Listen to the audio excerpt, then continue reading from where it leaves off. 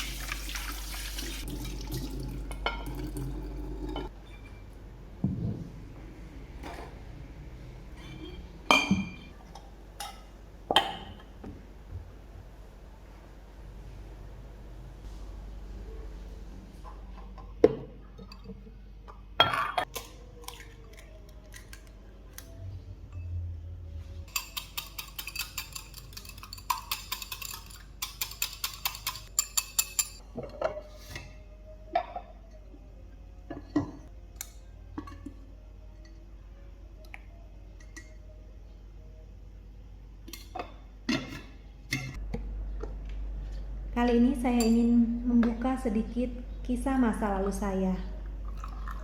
Sebelum saya ditemukan oleh Tuhan, saya adalah remaja yang hancur. Saya dibesarkan di tengah keluarga yang tidak pernah mengajarkan siapa itu Tuhan, apa itu mengasihi, dan bagaimana hidup mencari kehendak Tuhan. Saya cuma diajarkan bahwa hidup itu bisa bahagia jika saya pintar dan kaya. Mama saya sangat keras mendisiplin jika saya terlalu banyak bermain dan nilai pelajaran saya tidak baik. Saya pernah dipukul dengan rotan sampai ada bekas luka-luka di kaki saya.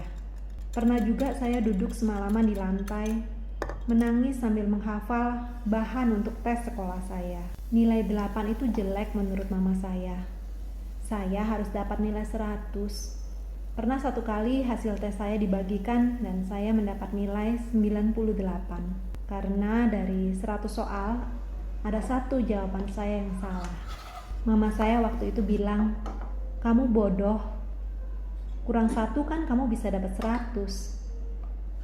Itu sebabnya hidup saya dipenuhi dengan ambisi menjadi nomor 1, selalu sempurna, menjadi kaya dan sukses. Seems like forever since we've been together. Oh God, I miss you bad, and I read your letters and look at your pictures. Oh God, I miss you so bad.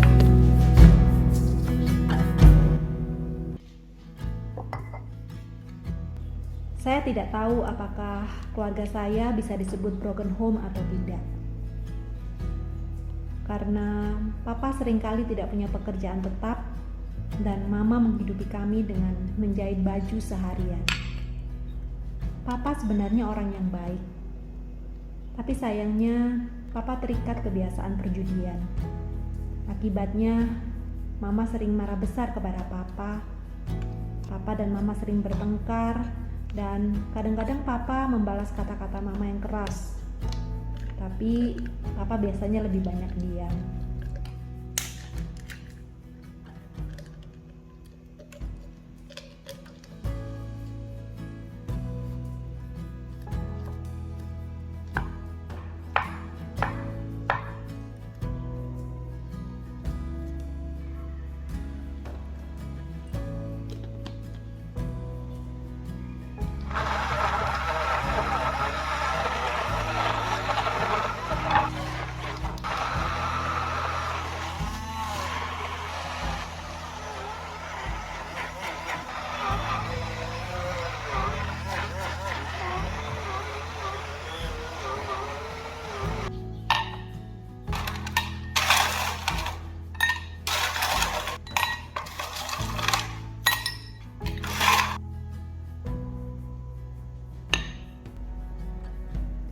Yang aku yakini sampai hari ini, papa sayang kepada kami, anak-anaknya, keluarganya. Saya ingat setiap kali papa menang berjudi, papa tidak pernah memikirkan dirinya sendiri. Papa tidak memakai uangnya untuk membeli baju baru, mengganti baju-baju lamanya yang sudah lusuh dan robek. Papa juga tidak berpikir mengganti sandalnya yang sudah rusak. Papa biasanya mengajak kami makan yang enak-enak, memberi uang saku untuk kami anak-anaknya, dan uang belanja untuk mama tentunya. Tapi bagaimanapun juga, keadaan seperti itu membuat saya hidup dalam ketakutan dan kesedihan. Saya anak yang ceria di luar, tapi sering menangis sendirian. Cita-cita saya cuma satu sejak kecil. Saya ingin punya keluarga yang bahagia.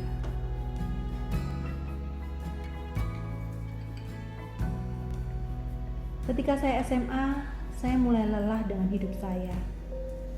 Saya merasa kesepian dan tidak percaya diri dengan keadaan keluarga saya. Saya pikir kebahagiaan bisa saya dapatkan dengan bersenang-senang. Saya mulai sering keluar malam dan melakukan hal-hal yang tidak baik. Saya terjerumus dan terhilang selama beberapa waktu. Sampai suatu hari ketika saya berumur sekitar 20 tahun, Tuhan menemukan saya. Tuhan menaruh di hati saya kerinduan untuk kembali mencari dan mengenal Tuhan lebih dalam. Sejak saat itu, saya merasa selalu ingin dekat dan mengenal Tuhan lebih sungguh-sungguh lagi. Saya belajar bagaimana berdoa, bagaimana mengasihi dan melayani Tuhan. Tapi perjalanan iman saya tentunya tidak semudah yang kelihatan. Papa meninggal karena kanker. Kakak saya pernah terlibat dengan obat-obatan terlarang.